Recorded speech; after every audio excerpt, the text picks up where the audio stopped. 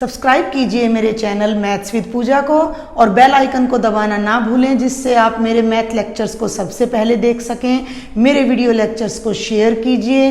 Thank you. Welcome students, हम कर रहे हैं चैप्टर नंबर 15 प्रायिकता, और प्रायिकता की इंट्रोडक्शन मैं आपको अपने प्रीवियस लेक्चर में दे चुकी हूँ। तो क्या बताया था मैंने आपको कि प्रायिकता क्या है। किसी भी घटना के घटने की संभावना को अगर हम कोई नंबर दे सकें तो वो नंबर उस घटना की प्रायिकता होता है।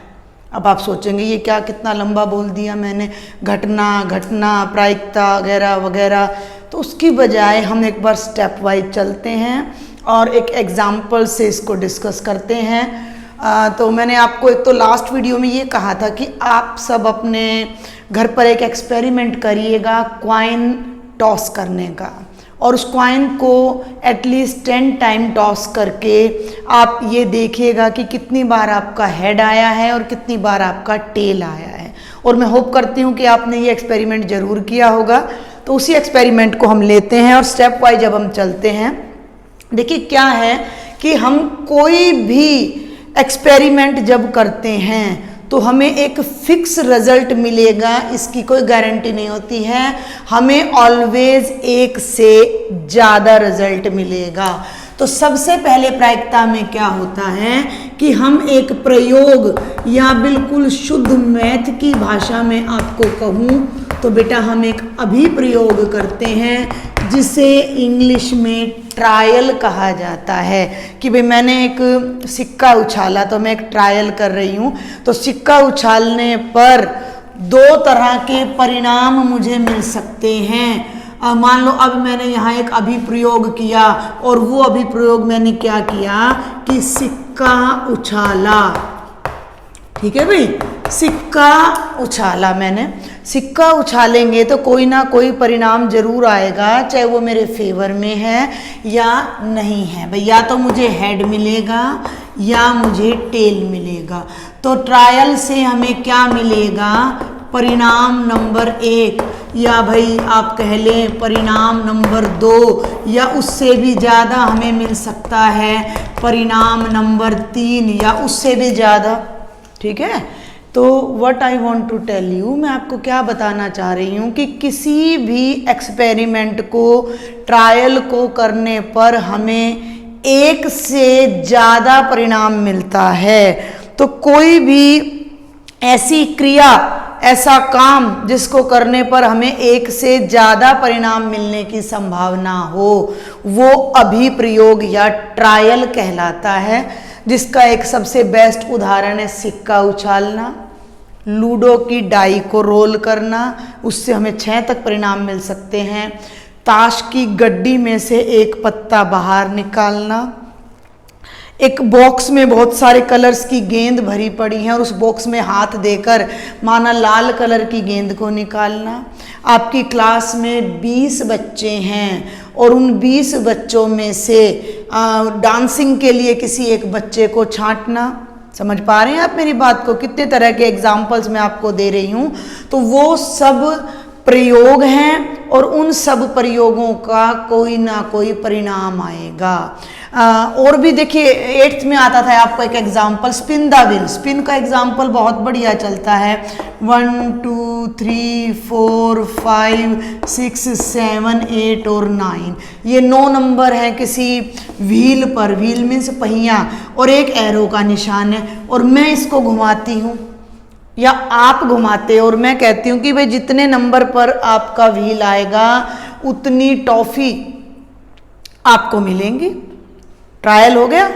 आप व्हील घुमाएंगे तो आपको 1 टॉफी भी मिल सकती है और आपको अधिकतम 9 टॉफी भी मिल सकती है। व्हील समझ रहे हो ना, पहिया। यहाँ एक पेंच है जिस पर ये पहिया लगा हुआ है, और उस पहिए को मैंने ऐसे छोड़ा और मान लो मेरा 5 पर आ गया तो मुझे 5 टॉफी मिलेंगी। आपका 7 पर आ गया तो आपको 7 टॉफी मिलेंगी। किसी बच्चे का 1 पर, ये बीच का काउंट नहीं करेंगे हम ऐसे मान के चल रहे हैं कि ये यहाँ पर खाने हैं इस तरह से, और उस पर्टिकुलर खाने में मान लो अब आपका यहाँ आ रहा है, इससे थोड़ा इधर आ रहा है, तो हम उसको 3 पे मान के चल रहे हैं। इन प्रयोगों में ये ध्यान रखिएगा कि परिणाम फेल नहीं होगा। ऐसा नहीं होगा कि हमने सिक्का उछाला और वो सिक्का जमीन पे गिरा ही नहीं, या वो टेढ़ा खड़ा हो गया, या वो सिक्का नाली में चला गया। ऐसी किसी तरह की बकवास के लिए यहाँ कोई जगह नहीं है। हम प्रायिकता को वहीं डिस्कस कर रहे हैं, उस प्रयोग के लिए डिस्कस कर रहे हैं जिसका हमें निश्चित रूप से कोई ना कोई परिणाम जरूर मिलेगा। मेरी बात समझ रहे हैं आप कि प्रायिकता सबसे पहले तो उसी प्रयोग पर लागू होती है जिसका कोई ना कोई एक निश्चित परिणाम कम से कम मिले, और एक से ज़्यादा परिणामों की भी बल्कि मैं कहूँगी एक से ज़्यादा परिणामों की ही संभावना होगी। एक परिणाम तो फिक्स ही हो गया, फिर वो तो हमें मिले ही मिलेगा। ठीक है, तो ये प्रयोग हो गया, उस प्रयोग से कुछ परिणाम हो गए। तो सिक्का उछाला तो ये दो परिणाम हमें मिल रहे हैं, एक हेड और एक टेल। व्हील को रोल किया हमने, घुमाया, तो हमें 9 परिणाम मिल रहे हैं। ठीक है, तो ये देखिए, जब मैं सिक्का उछालती हूँ, यहाँ से चलते हैं हम, जब मैं सिक्का उछालती हूँ तो हम एक शब्द लिखेंगे, कुल संभावित परिणाम। इस भाषा को आप समझ जाइए। कुल सारे, संभावित मीन्स जो जो आ सकते हैं परिणाम, जिन जिन परिणामों की हमें प्राप्ति होने की संभावना है। भाई जब आप क्रिकेट का मैच देखते हो तो स्टार्टिंग में 2 टीम है और कॉइन टॉस हो रहा है, तो दोनों ही टीम सोच रही हैं कि मेरे वाला आएगा। भाई इधर इंडियन टीम है, इधर ऑस्ट्रेलियन टीम है। इंडियन टीम ने हेड मांग लिया, ऑस्ट्रेलियन टीम ने टेल मांग लिया, तो दोनों ही सोच रहे हैं कि हेड भी आ सकता है, टेल भी। वो इंडियन सोचेंगे हमारा आएगा, ऑस्ट्रेलियन सोचेंगे हमारा आएगा, तो आने की संभावना तो दोनों की है ना। तो कुल संभावित परिणाम कितने हो गए? 2। जब मैं व्हील को रोल करती हूँ तो कुल संभावित परिणाम कितने हो जाएंगे भाई? 9। क्यों हो जाएंगे? क्योंकि व्हील पर 9 अंक लिखे हैं, तो रोल करने पर 9 में से कोई भी अंक मुझे मिल सकता है। अब मैं आपको सबसे पहले टेक्निकल भाषा बता रही हूँ, हम क्वेश्चन बाद में करेंगे, हम आराम से क्वेश्चन करेंगे। एक बार डेप्थ समझ आ जाएगी, कुछ भी नहीं है। Probability is the easiest chapter of class 9th। अब ये था एक एग्जाम्पल, अब ये है दूसरा। अब मैं आपको कह दूं भाई लूडो की डाई रोल करनी है। ये डाई है लूडो की जिस पर 1 2 3 4 5 6 लिखा है। आपके हाथ में मैंने डाई दे दी, आपने रोल कर दिया। क्या क्या आ सकता है? 1 2 3 4 5 6, कुछ भी आ सकता है। तो इस केस में भी क्या होगा? कुल संभावित परिणाम कितने होंगे? 6 होंगे। 3 अलग अलग एग्जाम्पल मैंने आपको दिए हैं कि सिक्का उछालने पर संभावित परिणाम 2 हैं, डाई रोल करने पर संभावित परिणाम 6 हैं, व्हील घुमाने पर संभावित परिणाम 9 हैं। आपको किसी ने ताश की गड्डी दे दी और एक पत्ता निकालना है, तो 52 में से पत्ता तो कोई भी आ सकता है, तो वहाँ कुल संभावित परिणाम कितने होंगे? 52। एक और एग्जाम्पल ले लेते हैं। आपकी क्लास में 20 स्टूडेंट्स हैं और बिना किसी भेदभाव के, भाई हर बच्चे के पूरे चांस हैं। आपको कहा गया है कि भाई हमें कंपटीशन के लिए, पेंटिंग के लिए बाहर एक बच्चा ले जाना है और आप सबको पेंटिंग आती है, तो 20 के 20 बच्चों का चांस है कि उसमें से एक बच्चा चूज किया जाएगा। हम ऐसा नहीं कह रहे कि इन 5 बच्चों को हम नहीं लेंगे, हम 20 में से किसी एक बच्चे को लेंगे। तो पेंटिंग में जाने के लिए अगर मुझे कोई स्टूडेंट चूज करना है तो चॉइस तो मैं 20 में से लूंगी ना, तो कुल परिणाम उस स्थिति में भी क्या हो जाएंगे? 20। तो यहाँ सबसे पहली बात जो आपको समझाई जा रही है कि हम कोई ट्रायल ले रहे हैं, हम कोई एक्सपेरिमेंट कर रहे हैं, हम कोई प्रयोग कर रहे हैं, चाहे वो प्रयोग सिक्का उछालने का है, पहिया घुमाने का है, डाई फेंकने का है, बच्चा चूज करने का है, डब्बे में से गेंद निकालने का है, और भाई क्लास में से कोई स्टूडेंट तो मैंने बोल दिया कार्ड ले निकालने का है। कोई भी एक्सपेरिमेंट आप करते हैं जिसका एक से ज्यादा परिणाम आने की संभावना हो तो वो तो कहलाता है अभिप्रयोग या ट्रायल, और उसके जितने भी संभावित परिणाम होते हैं कुल, वो हमारे टोटल आउटकम्स होते हैं, आउटकम बोल देते हैं इंग्लिश में। और अब हम करेंगे बात प्रायिकता की, ठीक है भाई, कि प्रायिकता कैसे निकलेगी, तो उस चीज को अब आप समझेंगे। दो एग्जाम्पल अब मैं आपको लेती हूँ यहाँ पहले पैरेलल अपनी तरफ से, कि ये देखिए मैं यहाँ दो व्हील बना देती हूँ बेटा। एक अलग सा एग्जाम्पल हम लेने की कोशिश कर रहे हैं। दो व्हील मैंने यहाँ बना दिए, दो भाई मेले में गए, एक को ये वाला व्हील मिला जिस पर लिखा हुआ है 1 और भाई 2 और 3 4 5 6 7 और 8 आउटकम्स हैं। 8 ही इस पर हैं, 1 1 1 2 2 3 4 7 1 2 3 4 5 6 7 8। ध्यान देंगे मेरी बात पर। तो ये दो व्हील हैं जिन पर एक एरो बना हुआ है, और एक बच्चा तो इस व्हील को खेलने चला गया और एक बच्चा इस व्हील को खेलने चला गया। जब बच्चा इस पहले व्हील को रोल करता है, समझे मेरी बात को, जब बच्चा इस पहले व्हील को रोल करता है तो यहाँ उसको कितने संभावित परिणाम मिल रहे हैं। भाई संभावित परिणाम का मतलब, अब आपको ना गेम क्या है, पहले तो गेम को समझे। गेम ये है कि भाई व्हील रोल करना है, जिस डिजिट पर आपका व्हील का एरो रुकेगा उतनी चॉकलेट्स आपको गिफ्ट में मिलेंगे, वो आपका प्राइज होगा। तो अगर आपका व्हील 1 पे रुकेगा तो मिनिमम 1 चॉकलेट, और 8 पर रुकेगा तो मैक्सिमम 8 चॉकलेट। तो परिणाम कितने हो गए? 8। ठीक है, बात समझ आ रही है आपको? अब 1 चॉकलेट मिलने का चांस कितना है 8 में से? 1 ही बार। 2 चॉकलेट मिलने का चांस भी 1 ही है, 3 का भी 1 ही है, 4 भी 1 ही बार है, 5 भी, 6 भी, हर डिजिट यूनिक है, 1 बार। इस पे आ जाइए जरा। इसमें चीटिंग की हुई है। क्या चीटिंग की हुई है? कि 1 1 1 तो ज्यादा बार है। भाई बंदा रोल करेगा तो भाई जो अब हर एक पे 1 कर दूं मैं। देखिए एक और व्हील ले लेते हैं भाई, एक और व्हील कंस्ट्रक्ट कर लेते हैं, और इस पे सब पे 1 1 1 और 1 और भाई 2 2 2 और 2। ठीक है, ये बना दिया। अब इस व्हील को जो बच्चा खेलेगा उसे या तो 1 टॉफी मिलेगी या 2 मिलेंगी, चॉकलेट उससे ज्यादा नहीं मिलेंगी। क्यों नहीं मिलेंगी भाई? क्योंकि उसके व्हील पर 1 और 2 से ज्यादा कुछ है ही नहीं। उसके व्हील पर 1 और 2 से ज्यादा कुछ भी लिखा हुआ ही नहीं है। इस बच्चे को जो यहाँ खेल रहा है उसे सबसे ज्यादा संभावना है 1 चॉकलेट मिलने की, उससे कम संभावना है 2 चॉकलेट मिलने की, और यहाँ भी मान लो मैं 3 3 लिख दूँ तो उससे कम, इन दोनों की संभावनाएं बराबर है, और 7 की संभावना सबसे कम है कि 7 चॉकलेट वो बच्चा जीत पाएगा। उसका 1 ही चांस है। क्लियर? अब हम क्या करते हैं कि 3 भाई हैं ये, 1 2 3, एक का नाम राम है, एक का नाम श्याम है, और भाई एक का नाम मोहन है। मान लीजिए 3 जनरल से ये नाम हमने ले लिए, और तीनों भाई तीनों विंग में घुस गए खेलने के लिए, और वो कह रहे कि 7-7 टॉफी हम 7-7 चॉकलेट हम जीत कर लाएंगे। तो ये देखिए इस बच्चे की 7 चॉकलेट जीतने की कितनी प्रायिकता है? प्रायिकता, संभावना 1 ही बार है।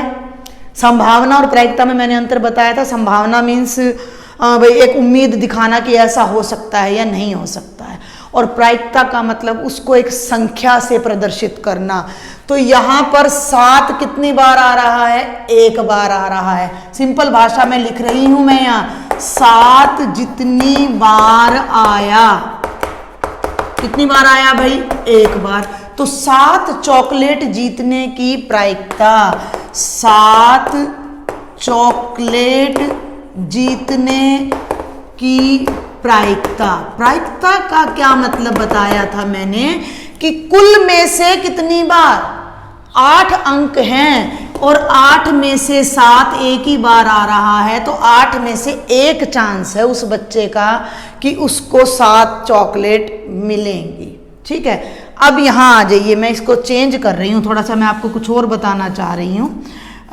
यहाँ मैंने ले लिया 7 7 और भैया 7, ध्यान देंगे। तो इस बच्चे के भी पॉसिबल आउटकम तो 8 ही है, संभावित परिणाम तो 8 ही हैं, लेकिन 7 कितनी बार आ रहा है यहाँ? 4 बार। तो इस बच्चे की 7 चॉकलेट जीतने की जो प्रायिकता है वो क्या हो जाएगी? 4/8। 4/8 का मतलब 4 एकम 4, 4 दूनी 8, 1/2। 1/2 का मतलब 50% चांस है, इसके चांस ज़्यादा हैं। अब इस पे आ जाइए, इस बच्चे के व्हील पर तो 7 लिखा ही नहीं हुआ, तो 7 चॉकलेट तो उसको किसी भी हालत में मिल ही नहीं सकती। तो यहाँ 7 चॉकलेट की प्रायिकता 0/8 यानी 0, यानी असंभव है कि ये बच्चा 7 चॉकलेट जीत पाएगा। असंभव घटना, ये असंभव घटना है। यहाँ 50% चांस है, इसका 8 में से 1 ही चांस है, जिसे अगर आप परसेंटेज में लें तो ये ऐसे चला जाएगा 50 ये आप लगा लीजिए 4, ठीक है। तो 25/2 12.5% के आसपास आप लगा लीजिए कि इस बच्चे का चांस है। क्लियर। एक और ले लेते हैं, एक व्हील और ले लिया भाई जिसमें सब जगह ही 7 लिखा हुआ है। अब इस व्हील को कोई रोल करेगा तो 7 के अलावा कुछ आएगा ही नहीं, तो उसके पूरे चांस हैं भाई। 8 में से 8 बार 7 आ रहा है, तो उसके फुल चांस हैं कि उसको मिलनी ही 7 चॉकलेट है। जो बच्चा इस विंग में घुस के खेलेगा उसको तो मिलनी ही 7 चॉकलेट है। तो इसके जीतने की संभावना 100 है भाई, 100% है। इसकी संभावना 50% है, इसकी 0% है और इसकी 12.5% है। ये है प्रायिकता। समझ पा रहे हैं आप मेरी बात को? हम परसेंट में नहीं करेंगे इसको, हम करेंगे ऐसे 1/2, 1/8, 0 और भाई एक और कहाँ गया ये 1/1। ओके, तो सबसे पहले आपने क्या करना है कि जो भी स्टेटमेंट आपको दे रखी है उसे ध्यान से पढ़ेंगे और ये समझने की कोशिश करेंगे कि इसमें कौन सा एक्सपेरिमेंट चल रहा है। वो एक्सपेरिमेंट चलने से टोटल कितने परिणाम हमें मिल सकते हैं उनको नोट किया। उसके बाद जिस घटना की, देखिए ये सब घटना है, 7 आना एक घटना है, 1 आना एक घटना है। तो जिस घटना की हमने प्रायिकता निकालनी है वो कितनी बार आया है और उन दोनों को डिवाइड कर देंगे कुल नीचे और उसमें से कितनी बार आया। तो इस तरह से हम प्रायिकता को कैलकुलेट करेंगे। तो बेटा ये तो मैंने आपको कुछ रैंडम एग्जाम्पल दिए थे कि भाई आपको थोड़ा बेस क्लियर हो जाए, और मैं होप करती हूँ कि आपका बेस इससे काफ़ी कुछ क्लियर हुआ होगा कि प्रायिकता क्या चीज़ है। ठीक है, अब हम आपकी बुक से कुछ एग्जाम्पल्स देखते हैं, कुछ तरीके देखते हैं कि कैसे प्रायिकता निकलती है। हम सीधा आपको मैं अब एग्जाम्पल कराऊंगी।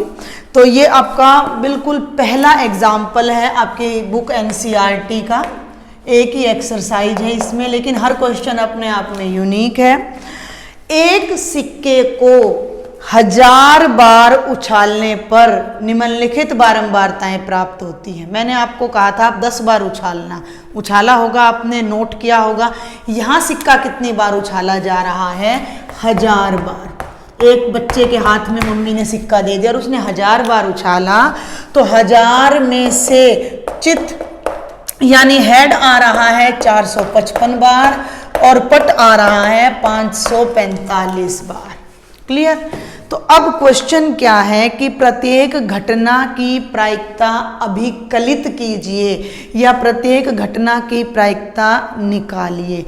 फिर बता दूं मैं, सिक्का उछालना ये प्रयोग है, ये हमने एक एक्सपेरिमेंट किया है और इससे जो जो संभावित परिणाम आ सकते थे वो घटना है, इवेंट है। प्रयोग का जो परिणाम है वो एक घटना है। भाई आप पहली बार चाय बना रहे हो, गैस पहली बार हाथ लगी है, तो या तो दो ही बातें होंगी, या तो चाय बहुत बढ़िया बनेगी या बिल्कुल बेकार हो जाएगी, या जल भी जाए टोपिया आपसे, जो भी भगोना में आप बना रहे हो जल जाए। तो कई परिणाम उस प्रयोग से कोई भी परिणाम जो मिलेगा वो एक घटना घटेगी।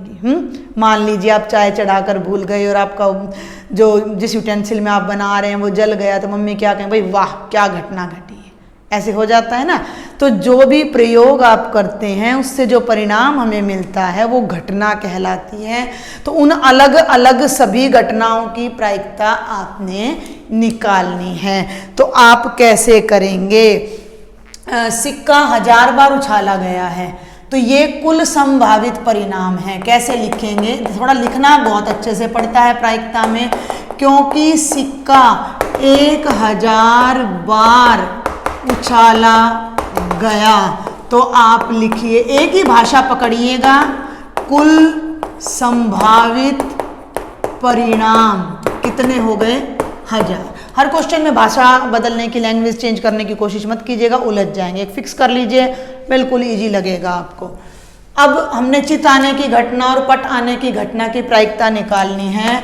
तो चित आने की संख्या, यानी चित कितनी बार आया है? 455 बार। ये दोनों अंक देखना उलझे हुए हैं, उल्टे मत कर देना। 455, 545, 2 बार 5, 1 बार 4, आगे पीछे मत कर देना। और भाई पट आने की संख्या कितनी बार? 545 बार। यहाँ तक क्लियर है? ये कुछ भी नहीं है, ये कहाँ से लिख दिया मैंने? स्टेटमेंट में से नकल मार के लिख दिया, हो गया क्वेश्चन यहाँ तक। तो अब निकालना है प्रायिकता। तो पहला भाग, चित्त आने, ध्यान देंगे मेरी बात पर, की प्रायिकता।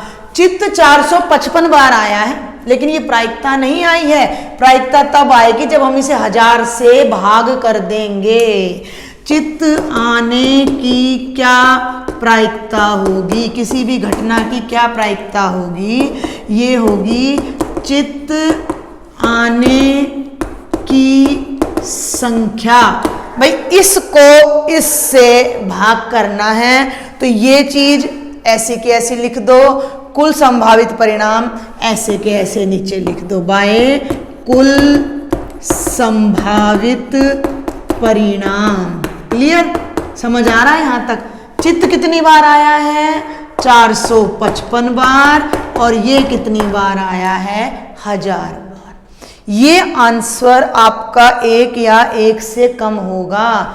जिस भिन्न में अंश छोटा और हर बड़ा होता है वो 1 से कम होती है। तो प्रायिकता के उत्तर की पड़ताल सबसे पहले तो आपने ये ध्यान रखना है कि ऑलवेज ऊपर छोटा नंबर और नीचे बड़ा नंबर आएगा। इसको सॉल्व कर दीजिए। 5 9 5 9 45, 5 1 5, 5 2 10, 0 0, और ये आ जाएगा 91/200। यानी हर 200 में से 91 बार चित्त आ रहा है, लगभग आधी बार। ठीक है भाई। और अब सेकंड पार्ट पे आ जाइए। बिल्कुल इसी तरीके से आप ये कर दीजिए, पट आने की प्रायिकता बराबर है पट आने की संख्या, पट आने की संख्या बटे कुल संभावित परिणाम। तो वो हो जाएगा 545, 545 बटे 1000, 5 1 5, 0, 5 9 45, और ये 200 और 109 बटे 200। आप इन दोनों आंसर को जोड़ोगे तो 200/200 आएगा, 200/200 आएगा, 1 बन जाएगा। ठीक है, ये आपके आंसर की पड़ताल है। तो ये आपकी बुक में ना यहाँ कुल संभावित परिणाम की जगह ये भी लिख देते हैं कि अभिप्रयोगों की कुल संख्या। वो लैंग्वेज थोड़ी मुश्किल हो जाती है बच्चों को, अभिप्रयोग लिखने में कईयों को दिक्कत होती है। तो कहीं भी कोई भी आपके नंबर नहीं काट सकता अगर आप इस तरह से भी क्वेश्चन करते हैं। तो आप चाहे ये लिख लीजिए डिनोमिनेटर में, चाहे ये लिख लीजिए, बट मैं ये सजेस्ट करूंगी कि एक ही पैटर्न रखें सारे क्वेश्चंस में, क्योंकि आप प्रायिकता को डीपली पहली बार इसी क्लास में कर रहे हैं। तो या तो आप यही लिखें कुल संभावित परिणाम, या आप यही लिखें प्रयोगों की, अभिप्रयोगों की कुल संख्या, क्योंकि दोनों में आप मिक्स हो जाएगा, हौच-पौच हो जाएगा, गलती की संभावना रहेगी। तो ये था आपका पहला एग्जाम्पल, जिसमें मैंने आपको बताया कि किसी घटना के घटने के बाद उसकी प्रायिकता कैसे निकाली जाती है। इसे आप अपनी नोटबुक में नोट कर लीजिएगा और उसके बाद अदर क्वेश्चंस फिर आप ट्राई कीजिएगा। तो देखिए प्रायिकता की फिर से मैं कह दूं कि पहली कंडीशन क्या है, रीड द स्टेटमेंट थोरोली। सबसे पहले स्टेटमेंट को बड़ी बारीकी से आपने पढ़ना है, एक की बजाय 3 बार पढ़नी पड़े तो आप 3 बार ही पढ़िए उसको, और ये समझिए कि क्या प्रयोग चल रहा है। और समझिए कि आप ये समझ लीजिए कि आप ही कर रहे हैं वो काम, आप ही प्रयोग कर रहे हैं, ठीक है भाई। और आप कर रहे हैं तो इसमें से क्या घटना घट रही है, क्या परिणाम आ रहे हैं। अब देखिए एग्जाम्पल नंबर 2, स्टेटमेंट आप अपनी बुक में से रीड कीजिएगा कि 2 सिक्कों को अब 2 सिक्के हैं, 2 सिक्के उछालोगे तो भी प्रयोग है वो, 3 सिक्के उछालोगे तो भी प्रयोग है वो, सब जितने भी ट्रायल आप कर रहे हो, जितने भी एक्सपेरिमेंट कर रहे हो, वो सब अभी प्रयोग हैं। तो 2 सिक्कों को एक साथ 500 बार उछालने पर 2 सिक्के कितनी बार उछाले भाई, 500 बार। अब इस बात को पहले समझो, बुक को रख देते हैं हम। 2 सिक्के हैं, मेरे हाथ में है, आपके हाथ में है। क्लास में बड़ा मजा आता है प्रायिकता कराने में, मैं तो कॉइन वगैरह सब ले जाती हूँ, अब मैं आपको यहाँ दिखा नहीं पाऊंगी। तो 2 कॉइन ले लिए मैंने और दोनों उछाले और ये मेरा रिजल्ट आ गया। अब दोनों पर हेड हो सकता है, दोनों पर ही टेल हो सकता है, और एक कॉइन पर हेड और एक कॉइन पर टेल हो सकता है।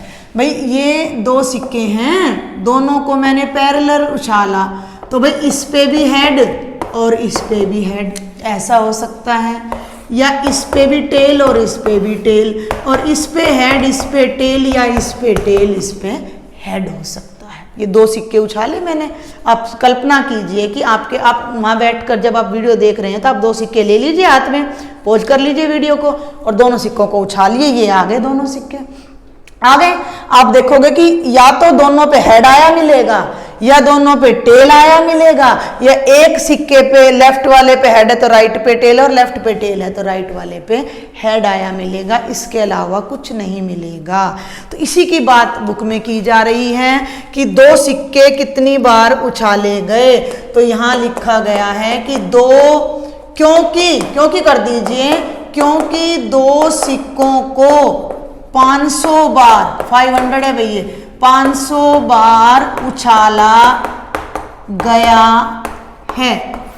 ओके, क्योंकि 2 सिक्कों को 500 बार उछाला गया है, तो कुल प्रयोग कितने हो गए, कुल परिणाम कितने हो गए? 500 ही परिणाम मिलेंगे, 1000 नहीं, 1000 परिणाम नहीं मिलेंगे। सिक्के 500 बार इकट्ठे उछाले गए हैं तो उनका रिजल्ट जोड़े में देखा जा रहा है, पेयर में देखा जा रहा है। 500 दूनी 1000 नहीं कर देना है, वो पूरा एक्सपेरिमेंट इकट्ठा कंसीडर किया जा रहा है। 2 कॉइन पर आने वाला रिजल्ट इकट्ठा देखा जा रहा है।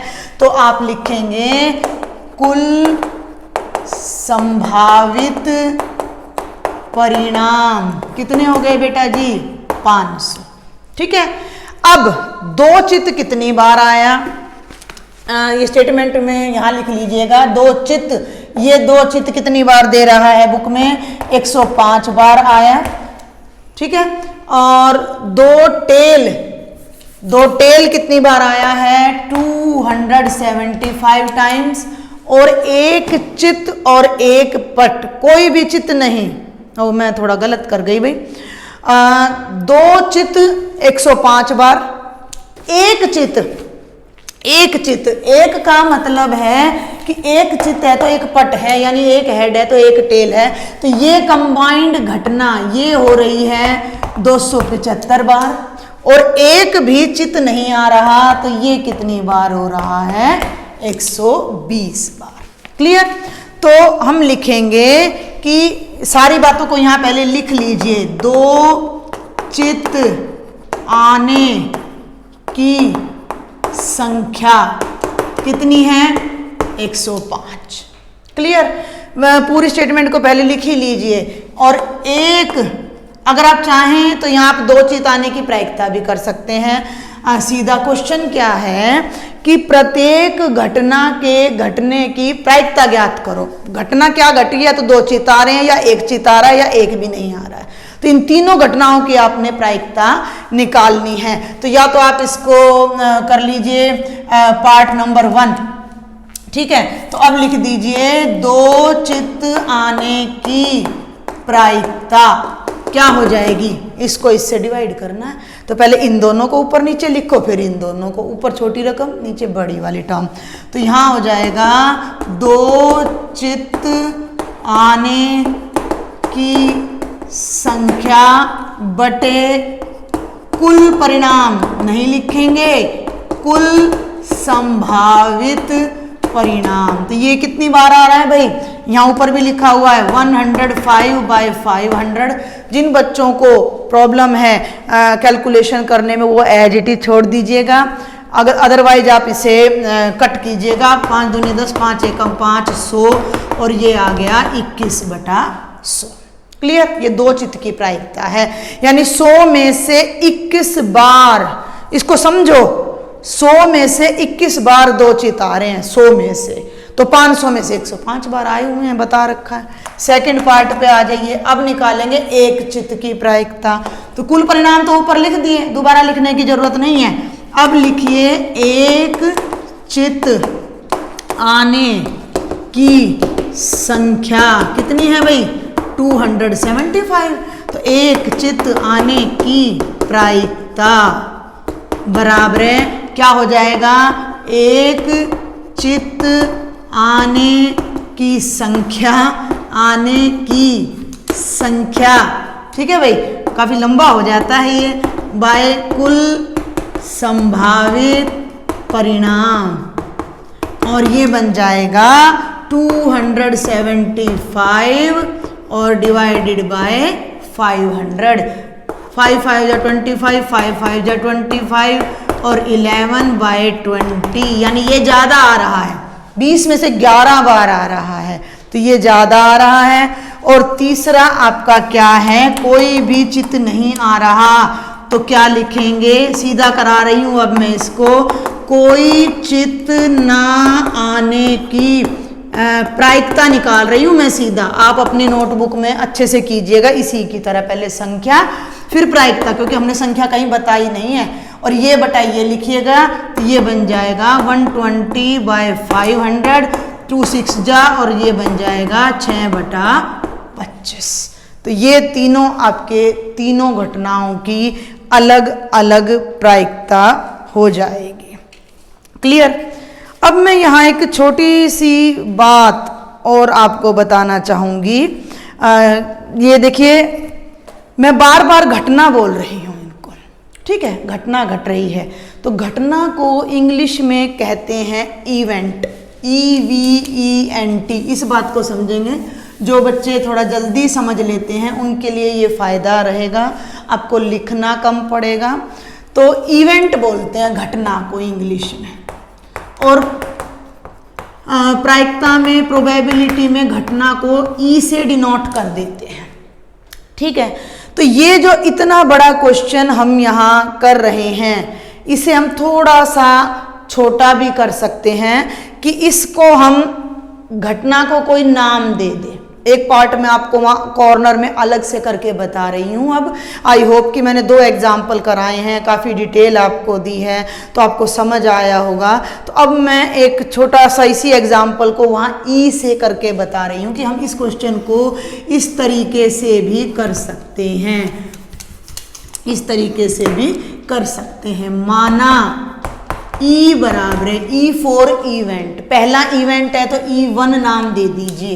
एक एक्सपेरिमेंट में अगर 2 इवेंट हैं तो E1 E2, 3 इवेंट हैं तो E1 E2 E3 ऐसे नाम दे दीजिए। तो माना E1 बराबर है, यहाँ पहले आप लिखेंगे कुल संभावित परिणाम तो हो गए 500, कुल परिणाम तो हो गए यहाँ पर 500, कुल संभावित परिणाम, ठीक है भाई, ये आप लिख लीजिएगा 500। माना E1 बराबर है चित्त आने की घटना, यानी चित्त जो आया है उसे हमने E1 नाम दे दिया, ठीक है, तो यहाँ अब आपको बार बार ये चिताना चिताना चिताना नहीं लिखना है आपने भाई। यहाँ आप लिखिए इवन के पक्ष में परिणाम या इवन आने की संख्या, ऐसे भी लिख सकते हो।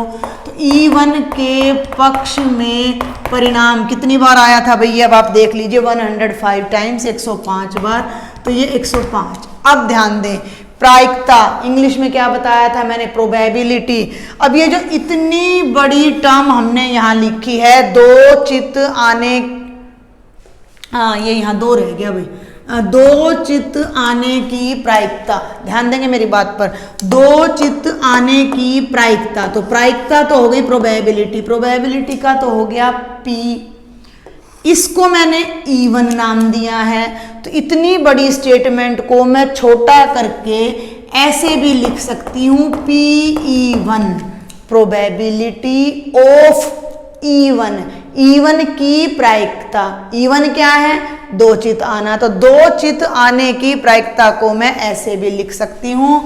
तो ये बन जाएगा इवन के पक्ष में परिणाम बटे कुल संभावित परिणाम, तो ये हो जाएगा 105/500 और वही 21/100। तो इसमें हमें लिखने में थोड़ी आसानी हो जाती है। तो ये चीज़ और ये अभी देखिए यही है, मान लीजिए इसी क्वेश्चन को मैं पूरा नहीं कराया है ना, तो मैं इसको कर लेती हूँ।